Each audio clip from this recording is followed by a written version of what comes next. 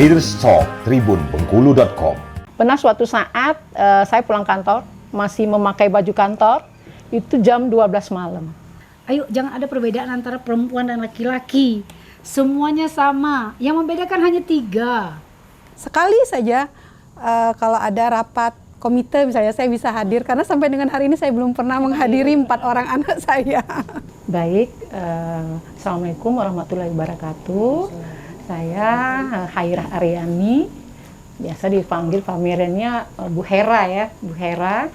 Kebetulan saya menjabat sebagai asisten 2 Sekretariat Daerah Kabupaten Kepahyang.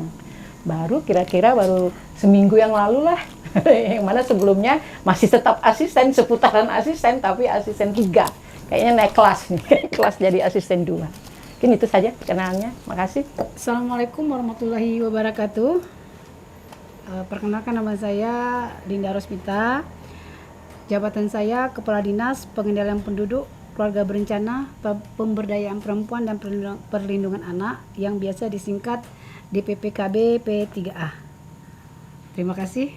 Assalamualaikum warahmatullahi wabarakatuh. Saya Nining Faweli Pasju, SPT MM. Saya selaku Kepala Dinas Pendidikan dan Kebudayaan Kabupaten Kepahyang yang dilantik sejak tahun 2022 sampai dengan saat ini. Terima kasih.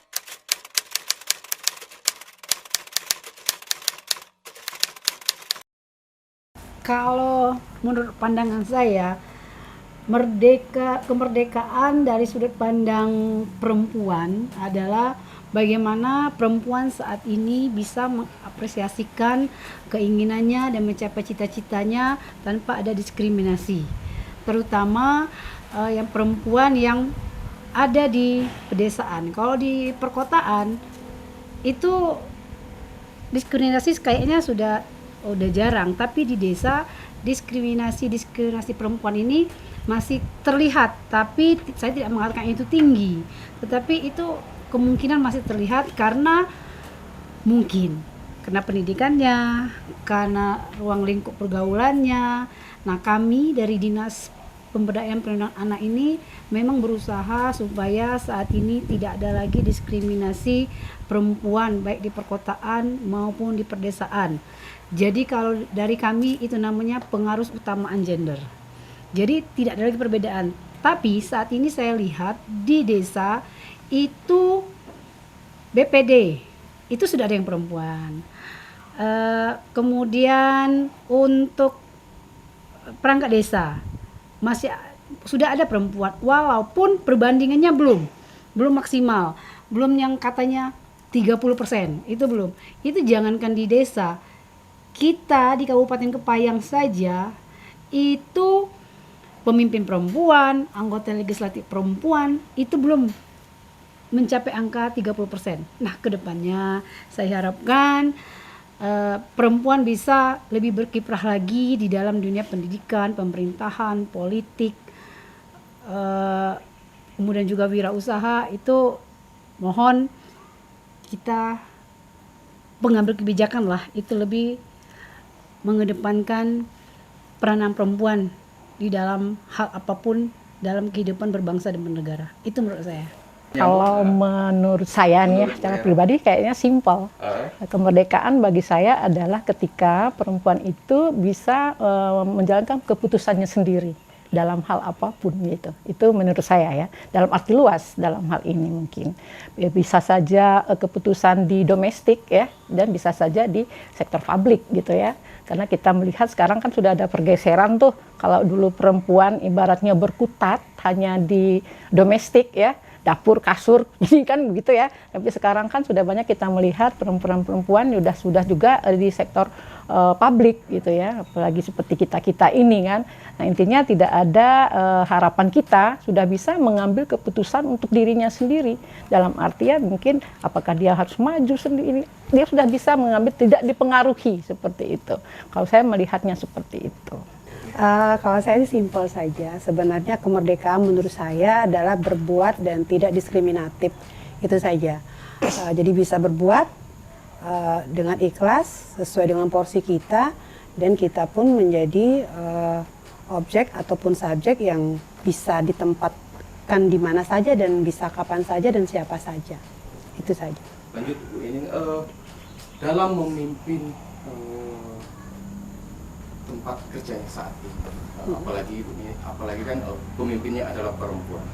Tantangan terbesar seorang perempuan dalam memimpin itu apa sih Bu?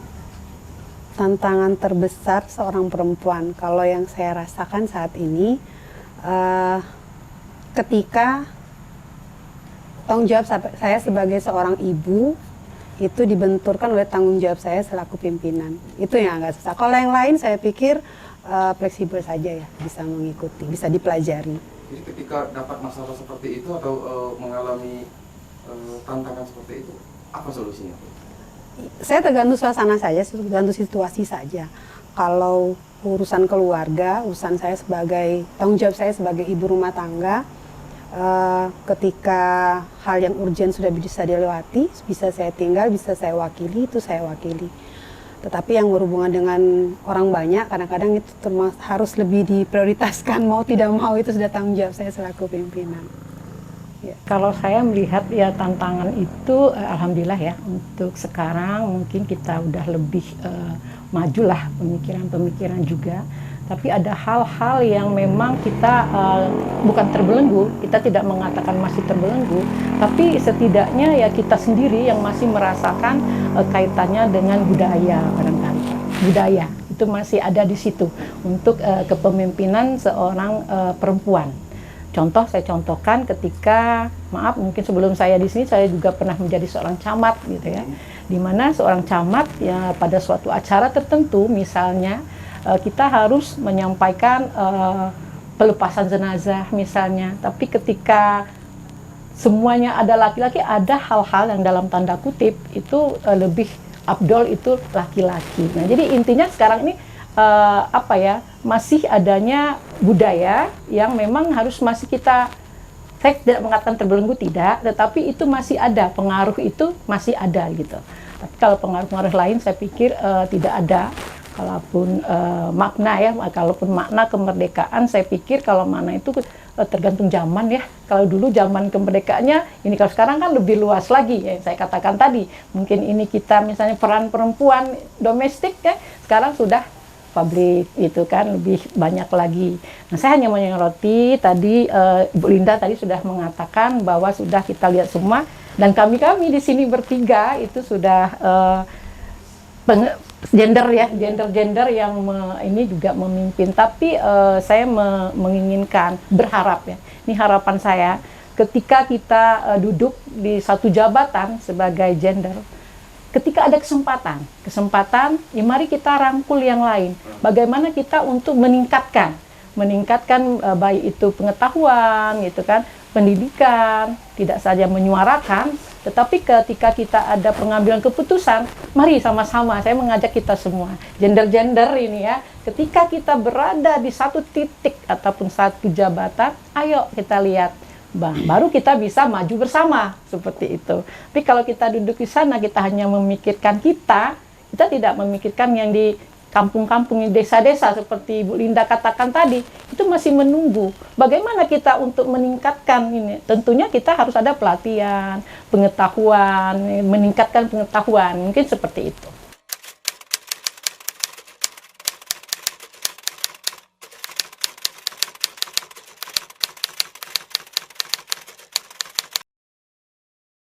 Kebetulan saya ini kan kepala dinas, salah satunya Kementerian Pemberdayaan Perempuan dan Perlindungan Anak. Nah, kebetulan di dinas saya ini, kalau jabatan eselon 3-nya itu semua perempuan. Tapi kalau ada yang staf di bawahnya, ada laki-laki yang memang usianya jauh lebih tua dari kita. Jadi saya sendiri saat ini tidak mengalami yang agak susah mengarahkan mereka. Karena saya memang dinas saya itu salah satunya membawahi Kementerian PPA, maka memang tugas saya juga mengingatkan bahwa pengaruh keutamaan gender ini harus berlaku di Kabupaten Kepayang ini. Justru saya inilah yang mensosialisasikan, mengingatkan bahwa ayo jangan ada perbedaan antara perempuan dan laki-laki. Semuanya sama. Yang membedakan hanya 3, laki-laki dan perempuan itu. Yang pertama, Laki-laki itu tidak bisa melahirkan, tidak bisa menyusui. Ya, dua berarti ya. Hanya dua itu saja. Selebihnya sama, perempuan dan laki-laki itu sama. Nah, disitulah tugas saya sekarang ini, sampai ke dinas-dinas juga, bahwa dalam hal apapun, dalam hal mereka menganggarkan kegiatan, itu memang harus ada yang namanya peduli kepada perempuan dan anak.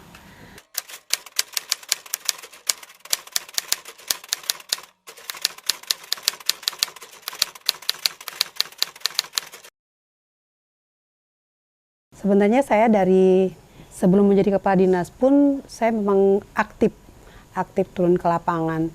Jadi ketika menduduki posisi sebagai kepala dinas, keluarga juga tidak terlalu kaget dengan kondisi itu. Tapi saya tetap melakukan komunikasi. Saya pada momen-momen tertentu yang kita sudah prediksikan ini, bahwa di Agustusan nih misalnya, ini nanti bakal banyak acara, bakal banyak kegiatan, entah pagi, entah siang, entah malam, itu udah dikomunikasikan sejak jauh-jauh hari. Dan anak-anak saya pun alhamdulillah ya mengerti lah, paham lah. Dan ya memang itu intinya komunikasi, memang harus dikomunikasikan. Dan sampai dengan hari ini saya menjaga kepercayaan yang sudah diberikan dengan saya, dan saya juga tidak lupa memberitahu apa yang sedang saya lakukan, di mana posisi saya. Kebetulan kalau saya, mungkin staf dan kawan-kawan di dinas paham sekali. Kalau saya ditelepon di VC malah jadi pertanyaan, tumben kok ditelepon gitu. Tapi karena memang kita udah biasa komunikasi ya, karena tipe dan karakter orang mungkin ya, jadi memang bisa dibilang tidak pernah kita komunikasi seperti itu. Hanya saja saya selalu menyampaikan pesan kalau saya telat pulang atau ada acara lanjutan, itu selalu saya kirimkan pesan. Jadi memang untuk peran ganda seperti kami ini, seperti kami bertiga ini, harus ada pembuktian. Dalam hal ini banyak cara yang dilakukan. Kalau saya secara pribadi, saya meyakinkan anak-anak dan juga suami pada saat itu ketika masih ada, itu kita yakinkan bahwa peran kita sebagai istri itu tidak akan hilang. Nah, maka ada suatu waktu ketika kita pulang ke rumah, pada saat kita jabatan apapun di luar, pada saat kita masuk pagar, kalau saya mengatakannya pada saat kita masuk pagar, maka peran kita kembali lagi ke domestik tadi. Kita bisa jadi pembantu, kita bisa jadi tukang cuci gitu kan, kita bisa juga masih bisa memberikan masakan apa untuk anak-anak ya, berarti kita tukang masak gitu. Ini kita buktikan, jadi mereka tidak merasa kehilangan. Itu satu. Yang kedua, di momen-momen tertentu, di momen-momen yang tidak begitu formal, itu kita bawa supaya mereka bisa melihat dan bisa mengerti, oh ini yang dilakukan oleh ibunya di luar. Mungkin seperti itu. Kalau suami lah ya, kalau suami itu karena dia juga pernah dulu jadi mantan pejabat eselon 2 juga, jadi dia tahu kerjaan pejabat itu seperti apa. Kan saat ini dia udah pensiun. Jadi kalau saya tidak bermasalah, justru enjoy saja. Itu kelebihannya. Jadi saya tuh saya sama Ibu Era ini juga pengurus PKK kabupaten. Kami harus ngurus desa juga. Padahal kami ngurus di dinas juga. Nah, dengan kondisi kadang-kadang antara pekerjaan PKK sama dinas sama banyaknya, Pak. Nah, di sinilah kadang kalau dinas aja kan ada jam kantor kita pulang, lah yang PKK tidak ada jam kantornya. Nah, untung kalau suami saya itu mengerti 100% dan dia tidak bermasalah gitu.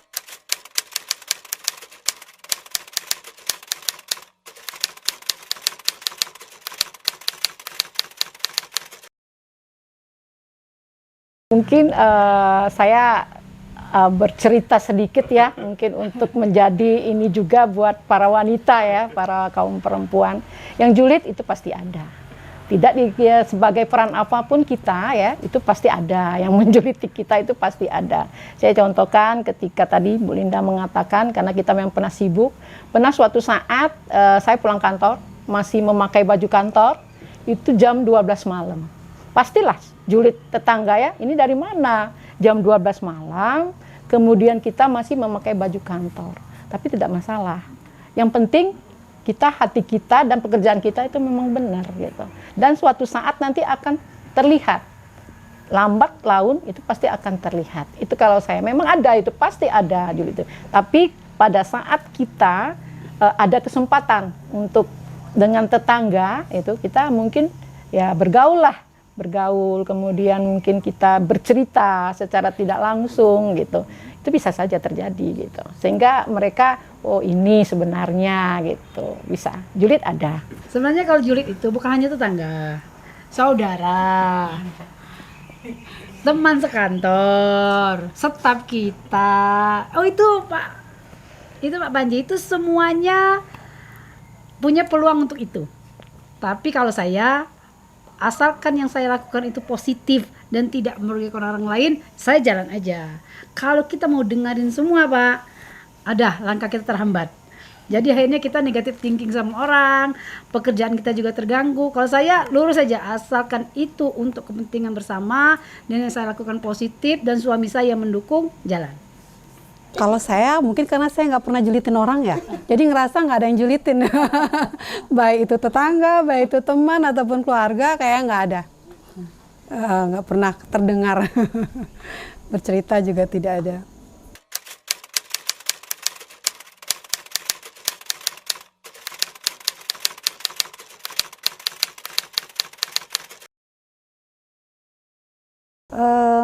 Yang paling berkesan. Yang paling berkesan itu bagi saya ketika kita bisa membantu memecahkan persoalan seseorang. Itu sangat berkesan dengan saya. Dan kadang-kadang yang saya sendiri berpikirnya bisa ya saya menyelesaikan. Nah, itu yang rasanya seperti wah banget gitu. Terus kalau untuk tantangan sendiri sangat banyak, karena khususnya Dinas Pendidikan dan Kebudayaan itu kan yang punya pegawai yang paling banyak. Setelah Dinas Kesehatan, Dinas Pendidikan itu punya ribuan pegawai negeri.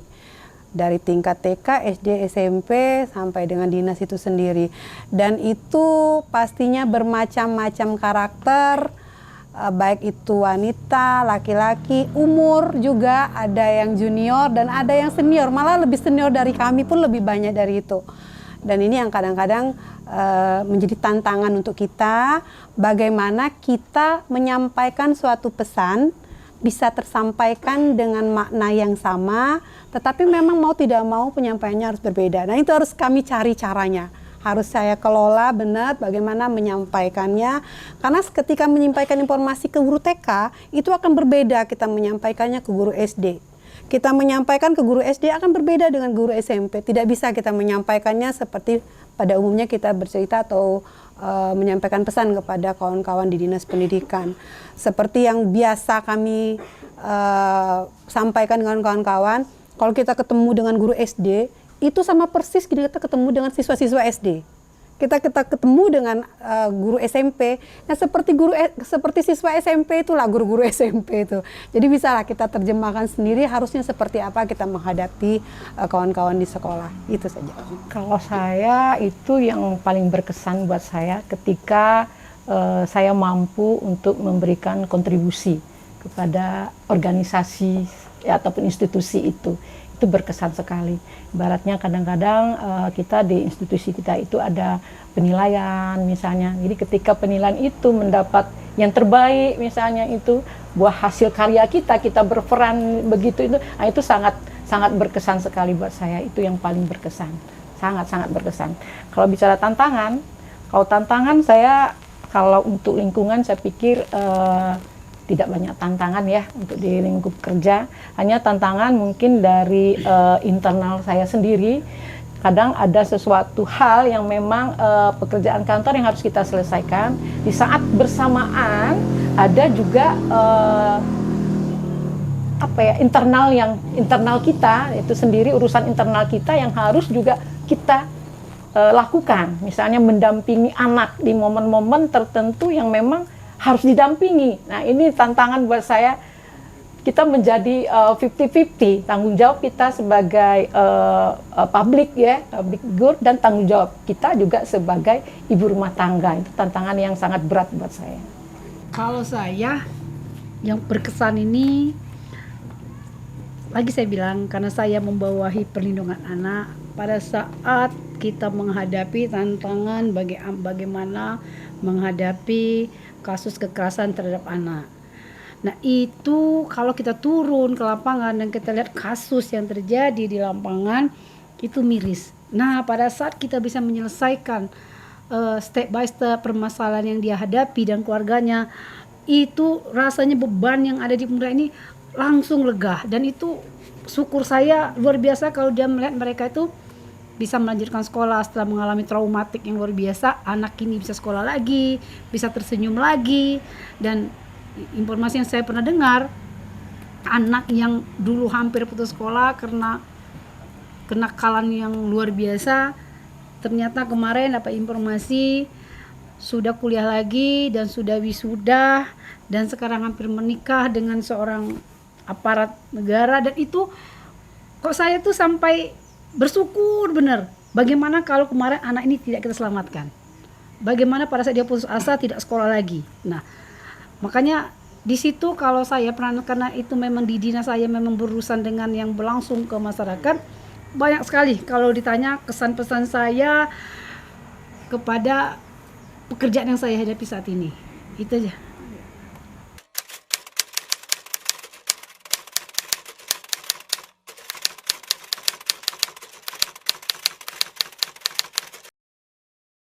Yang belum tercapai. Belum tercapai yang ingin dicapai dalam waktu dekat. Apa ya? Banyak segi sih sebenarnya kalau mau diucapkan, Mas, mau dijelaskan satu persatu. Saya pingin naik haji ya. Itu kalau kita pikirkan itu salah satu hal yang menjadi cita-cita. Mungkin seluruh kawan-kawan yang beragama Islam pasti bercita-cita seperti itu.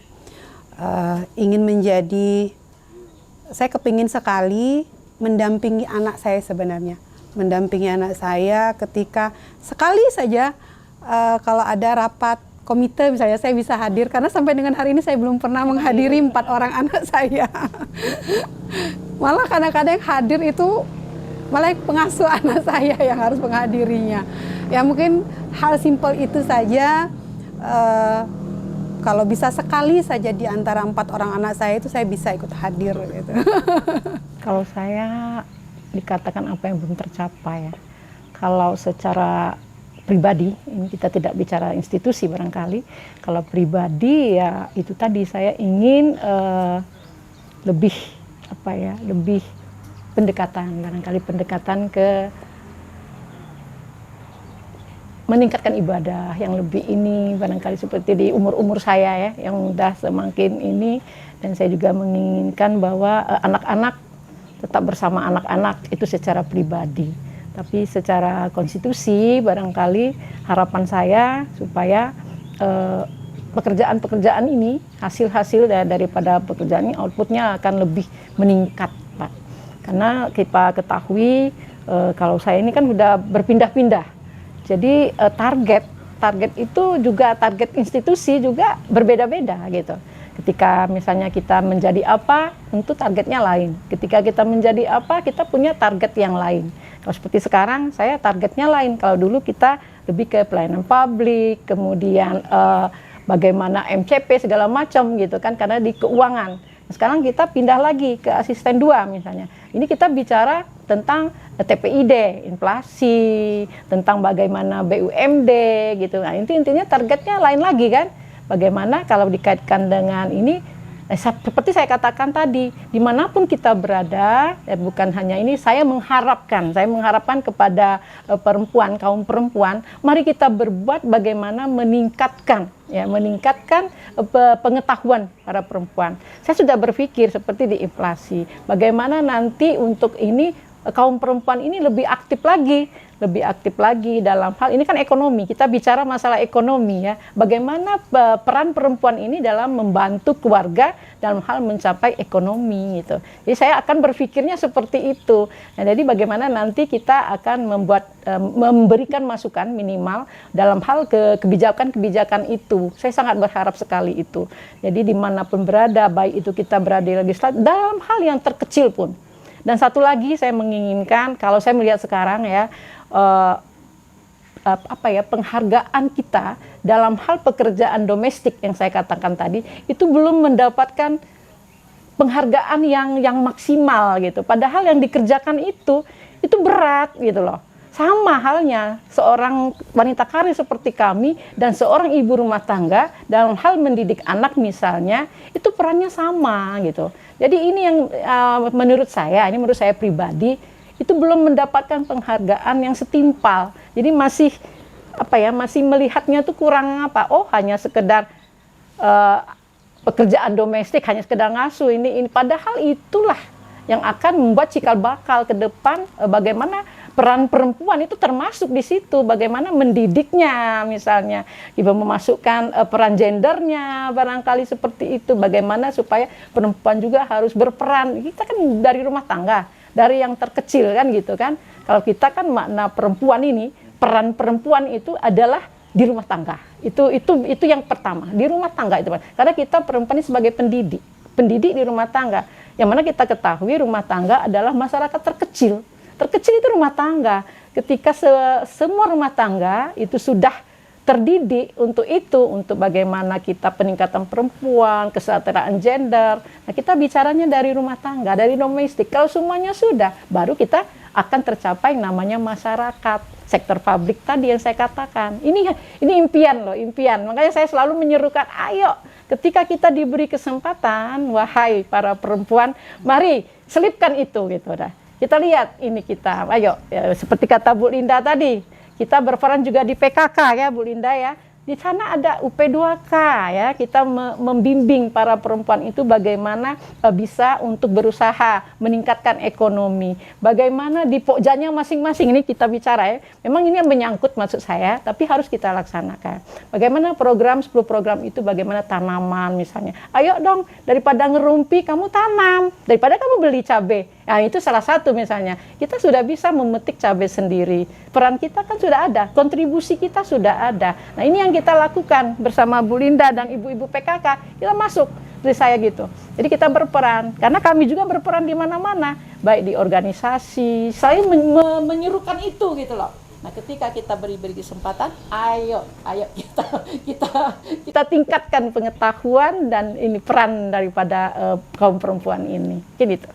Kalau saya pribadi ya, kalau cita-cita secara pribadi sebenarnya sih tidak muluk-muluk kalau saya. Kalau secara pribadi asal saya diberi kesehatan, kemudahan, bisa beribadah dengan baik, keluarga tenang, pekerjaan bisa dilaksanakan, itu udah cukup. Nah, kalau untuk institusi saya, kalau saya berkeinginan dan pencapaiannya semoga stunting di Kabupaten Kepayang itu turun 13% tahun 2024. Tahun 2040 zero stunting.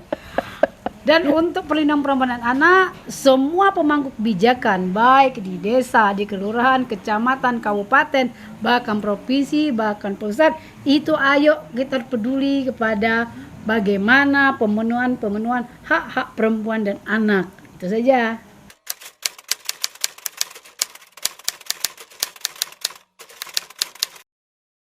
Mengapa penerus pintar? Karena perempuan punya anak, punya penerus. Kenapa?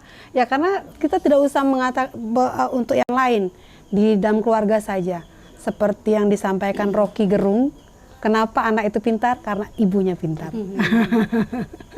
Peran inti daripada perempuan itu adalah rumah tangga itu. Nah, jadi apa itu yang mendidik anak kita di sana? Itulah peran perempuan. Karena itu dasar daripada semuanya. Baru nanti sekolah itu kan lain. Dasarnya itu didik di rumah dulu. Maka itu pentingnya perempuan gitu. Pendidik di rumah. Gitu. Perempuan memang harus cerdas. Kalau perempuan pintar, maka akan menciptakan generasi-generasi emas berikutnya yang tidak akan menjadi beban negara maupun jadi beban keluarga. Semuanya terletak yang pertama kali adalah di tangan seorang ibu.